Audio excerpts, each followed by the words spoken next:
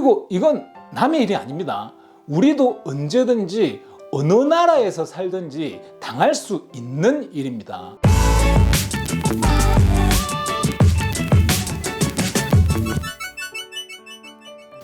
안녕하세요, 제이정입니다.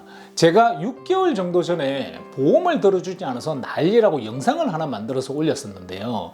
그 영상이 올라오고 딱 5개월 만에 기록적인 불이 났습니다. 근 40년 동안 캘리포니아주에서 발생한 화재 중 가장 큰 화재라는 분석이 나왔다고 합니다. 다들 잘 아시다시피 안타까운 분들이 엄청 많습니다. 사실 보험은 다른 분들 비즈니스 영역이고 다른 영업하시는 분들께 해가 될 수도 있을 것 같아서 제 입장에서는 조심스러운 것이 사실인데요. 다른 분들께 이렇게 안 좋은 영향을 끼치면 안 되니까요. 그래서 조금 조심스럽기는 합니다. 우선 이번 산불로 피해 규모는 계속 천문학적인 숫자로 올라가고 있습니다. 워낙 그 지역이 그 유명한 부촌 지역이다 보니까 정확한 추산도 안 된다고 하죠. 아큐웨더인가 거기에서는 총 경제적 손실이 520억 달러에서 570억 달러로 이렇게 예측을 했다가 다음 날로 1350억 달러에서 1500달러 정도로 수정하고 그 이후에 최대로 2750억 달러까지 늘려 잡았습니다. 그러면 거의 400조의 경제적 손실이 나는 건가요? 부촌 지역에 피해가 집중되어 있어서 경제 손실 대비 보험 배상이 클 것으로 예상들을 합니다. 숫자가 이 정도로 커지면 사실은 추정 자체가 불가능할 듯 싶습니다. 끝자리 하나만 바꿔도 1조 아닙니까? 400조, 401조, 399조 뭔 차이가 있겠습니까만은 차이 나는 게 1조, 2조 차이 아닙니까? 보험 손실 추정치 역시 산불 발생 일주일 지난 시점에 이미 300억 달러를 넘어섰을 거로 예측을 했다가 그것도 400억 달러로 발표했다가 이렇게 점점 커지고 있습니다. 줄어드는 건 아닌 것 같아요.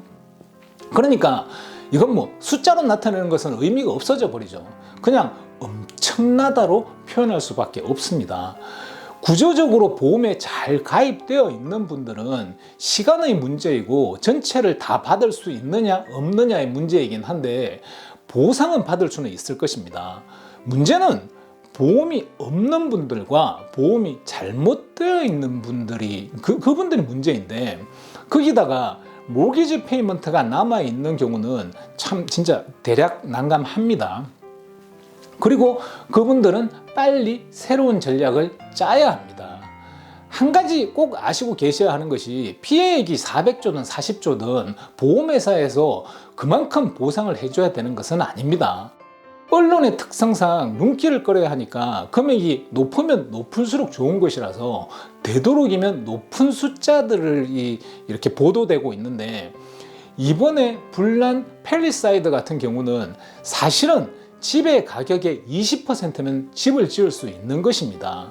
예를 들어서 500만짜리 집을 다시 짓는 데는 100만이면 되는 것입니다. 그러니까 오염된 땅까지 파고 짓는다고 가정을 해도 집 가격의 20%를 넘기는 것은 좀처럼 힘듭니다. 실제 80%가 땅값이라고 생각을 하시면 됩니다. 그러니까 사실은 손실액하고 그리고 재건축 비용하고는 명확하게 다른 것입니다. 특히 불이 난 상황에서 페이오프가 되지 않고 모기지가 있으신 분들의 경우는 모기지 페이먼트를 내지 않으면 은행에서는 차압 절차를 들어가게 될 것입니다. 그리고 땅을 차압해 놓고 은행에서는 기다릴 것입니다. 그리고 불이 난 지역은 항상 투자자들이 덤빕니다. 지난번 하와이도 그랬고 4년 정도 전인가 5년 전인가 그때 오렌지 카운티에 불이 났을 때도 그랬고 지금도 마찬가지입니다. 불이 난 집들을 헐값에 살 수 있으니까 투자자들이 남의 위기는 나의 찬스라고 생각을 하면서 투자를 하려고 한다고 생각을 하는 거죠. 불이든 물이든 전쟁이든 당하는 사람 입장에서는 엄청난 고통이고 힘든 상황이지만 그걸 기회로 보는 사람들이 있는 게 현실입니다. 남의 위기를 찬스로 삼는 게 인간적으로 이해가 안 간다고 말씀하실 수도 있겠습니다만 그것은 투자를 하는 투자자들의 관점에서 투자 대비 더 많이 나오는 악감정이 없는 단지 산술적인 부분인 것입니다. 그 사람들은 피해자들을 이용한다 혹은 피해자들이 힘들다 혹은 본인이 하는 일이 피해자를 돕는 것이다 등의 개념과는 무관하게 인풋, 아웃풋을 보고 투자를 하려고 하는 것입니다.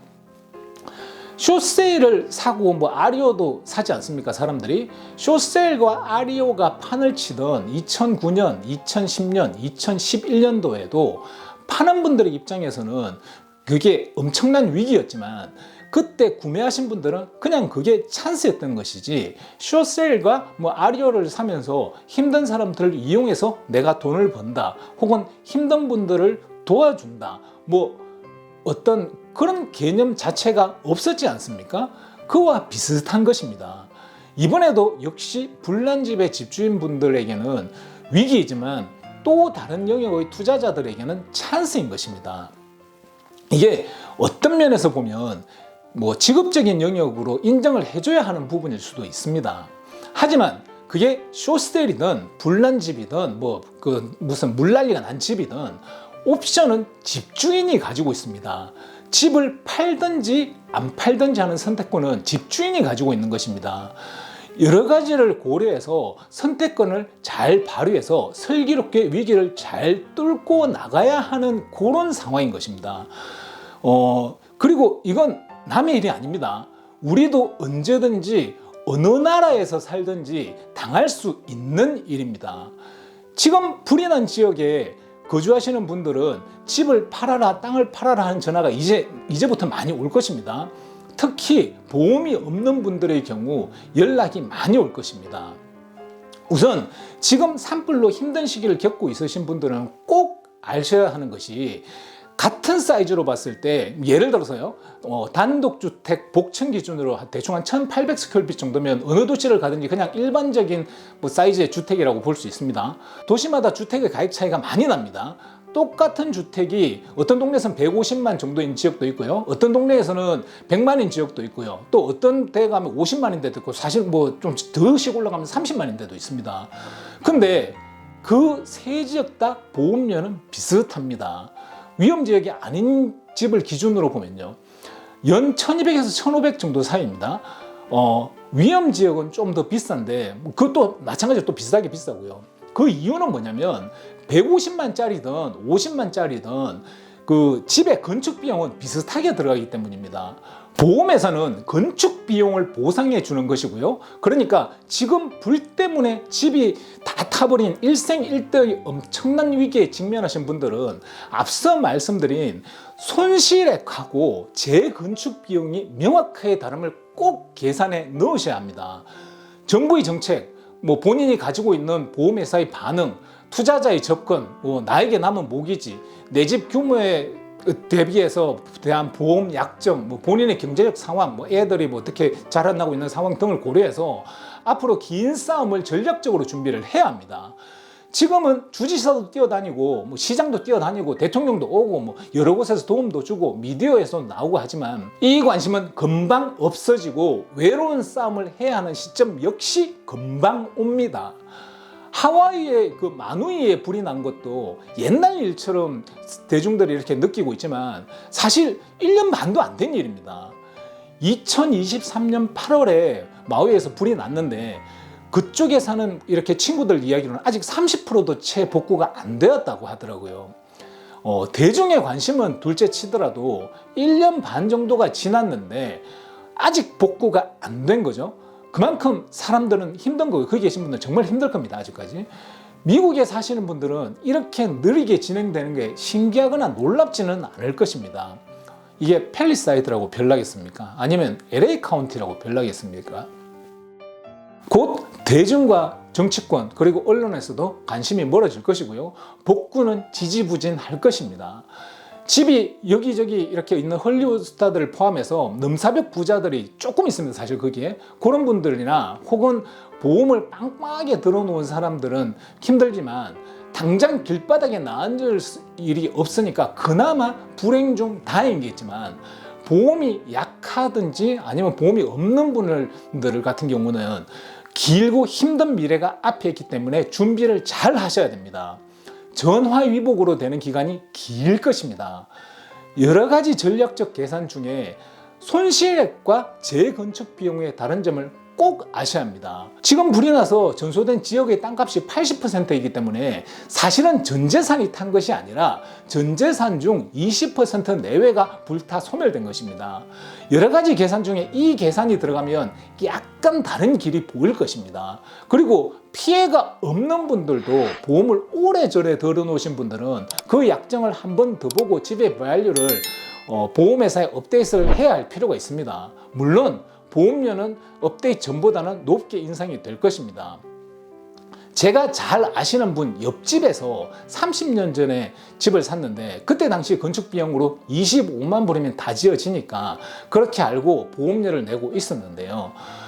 불이 난 것입니다. 가라지에 충전시키는 전기차에서 불이 난 것입니다. 그래서 집이 다 탔는데 보험회사에서 25만 불까지만 지급한다고 하는 것입니다. 25만 불을 지급하기로 되어 있으니까요. 근데 지금 기준으로 최소 80만이 들거든요. 사이즈도 큰데 그건 5,000 스퀘어핏이에요. 4,980 스퀘어핏인가 이래요. 근데 불이 난 게 2년 전인데 아직까지 불난 그대로 있고요. 보험회사 싸우고 있다고 하더라고요. 미국은 주택보험뿐만 아니라 의료보험, 노후보험 등이 무시무시한데요. 그럼에도 불구하고 너무 저렴한 것을 찾으려고 노력하지 마십시오. 너무 저렴한 것을 찾으면 문제가 생겼을 때 답이 안 나오는 상황으로 몰리게 됩니다. 근데 이건 뭐든지 마찬가지입니다. 어떤 것이든 아무런 문제가 없을 때는 그 가치가 안 나타나거든요. 사건 사고가 생겼을 때 비로소 그 진가가 나타나게 되거든요. 미국에 살면서 직업상 어쩔 수 없이 여러 가지 상황을 겪으시는 분들을 보면서 느끼는 건데 돈은 돈값을 하더라고요. 저렴한 것을 찾아서 이렇게 했는데 문제가 안 생긴 것은 단지 운이 좋은 것이고요. 문제가 생기면 돈이 곱에서 곱으로 들어가게 되더라고요. 그리고 돈은 둘째 치더라도 시간과 정신적 고통이 말도 못합니다. 적당한 금액을 주고 하는 것이 낼 때는 조금 손해보는 느낌이 들기는 한데 택도 없는 사건 사고는 확실히 안 생기더라고요.